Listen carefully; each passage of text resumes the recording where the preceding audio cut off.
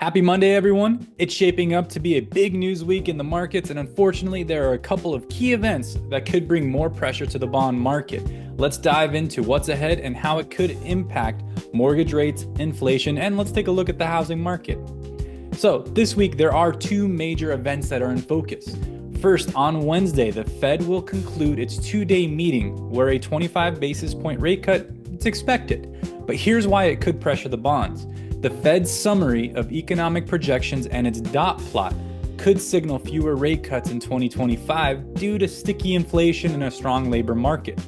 And then on Friday, we have the PCE Inflation Report, the Fed's favorite measure of inflation. It will be released. Unfortunately, it's likely to show a jump from 2.3 to 2.6% for headline inflation, with core inflation rising from 2.8% all the way to 3%. Even a modest monthly print will push a year-over-year numbers higher, potentially spooking the bond market.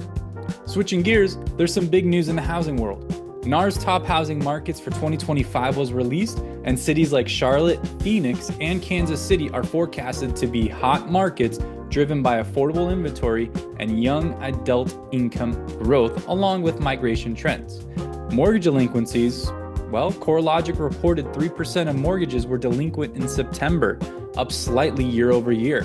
Early stage delinquencies are on the rise in metros like Houston, New Orleans, and Pine Bluff, Arkansas, but foreclosure rates remain steady at 0.3%. Another housing statistic is that American homes have more than doubled in size. If we look over the last century, the average home has grown from just under 1,050 square feet back in 1920 to just under 2,500 square feet in 2020. A fascinating reflection of changing lifestyles and demand. Now, let's take a look at that bond market. Mortgage bonds, prices are slightly up this morning, holding above the 100-day moving average, but they face a dual ceiling at the 200-day and 25-day moving averages. For the 10-year Treasury, those yields are at 4.38%, and unfortunately, the path of least resistance appears to be towards that 4.5% mark, especially if this week's data is not bond-friendly. Once again, it's another packed week with the Fed meeting, retail sales, and the PCE report all set to shape the markets.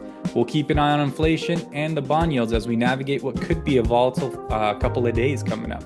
Thanks for tuning in. If you have any questions or want to discuss how these developments could affect your mortgage or real estate plans, please feel free to reach out. Have a great start to your week, and I'll see you next week.